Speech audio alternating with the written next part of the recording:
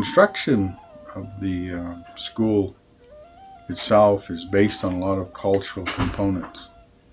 The Blackfeet heritage is very critical in terms of what we were to encompass in the construction of it. The concepts that we tried to entail is the association between man and his environment. What we try to encompass also is the concepts of the astronomy and astrology, mythology of the tribe, the tales of creation, the tales of how things physically came about in our Blackfeet country as well as the area surrounding us. The concepts that we incorporate are basically those that are passed on from generation to generation. The Blackfeet culture itself is of oral tradition. We have a time right now of trying to produce materials by which our school systems begin to use those in our classrooms. We have limited development, but we're looking at developing more of our local stuff and be able to encompass that type of instruction into our classrooms. The exterior design of having earth tones to it so that it resembles some of the geometric designs that we find on a lot of our cultural crafts and also a lot of our paintings. The interior, we're looking at putting designs in the tile and in the walls. We're placing the windows and doors so that they are geographically located for greeting the sun in the mornings, the stars at night, the moon, and all of these other concepts of the Blackfeet cultural component. I've heard a lot of effort gone into planning for lighting, for example, to incorporate natural light in there because that's the way students learn best under a natural lighting situation.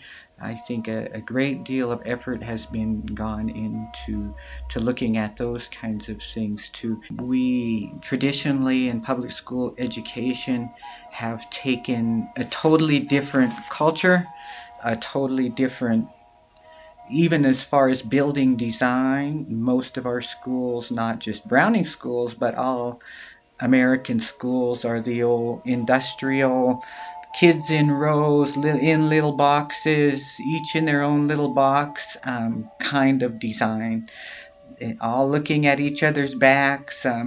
This isn't the way that our people historically learned.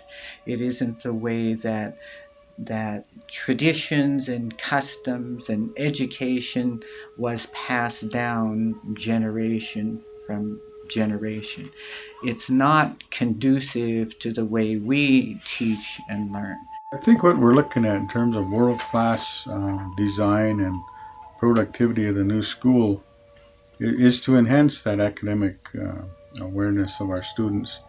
The designs that we're looking at of being able to come into the entry level of coming into the teepee concept, I should say the lodge concept of having those students recognize that because that's part of their livelihood in the summertime. The design of the arts and sciences is very important because not only do they now have the adequate space to do what the teachers and the curriculum desires them, they'll have the facility to do that. They'll be able to enhance those learning activities so that the children not only read out of books, but they'll have those activities to participate. The auditorium, the gymnasium, the all-purpose cafeteria, those types of things is we want to be able to present a learning environment so them students feel welcome there. A lot of times your school's built like our schools here in Browning were built back in the 50s and 60s. They were very square, very, which you might say cold in a sense because they were very threatening to those young people coming in there. We want to have a warm atmosphere so them students come in and they can really identify coming in even before they get to the academic part of it, And I think that's part of that self confidence, that self awareness that they would bring to it, is if they knew that they were involved, like our seniors this year. We talked to them about the design, they had the input. In 3 years, when it's completed, those young people are probably going to be young parents, and they're going to be able to share that story with their children as to how this all came about, and their experience in school themselves, of being proud of what they are. So I think coming in, they've already got a step forward on the positive part of the educational process that we're trying to provide the students here in Browning. The circle is important. You probably heard that from the bundle holders, and will hear that from other people, that the idea of the circle is very important in our culture. I can't say enough about the planning process because um, of course it wasn't created out of nothing. We were presented with some options, and I thought that was a good place to start based on initial feedback. But one of the dynamics I noticed happening that I found really interesting is that we all tend to go back to what we're familiar with, and I saw a lot of people even being afraid to sort of get out of the box. And along the way, people, especially teachers, the teachers were involved a lot, and they would say, wait, now maybe we better start making this room here, and we better have hallways here, and we better have hallways there. And they were submitting little written drawings of designs that they thought would work. And you looked around and you said, we have that school right across the street that you just drew.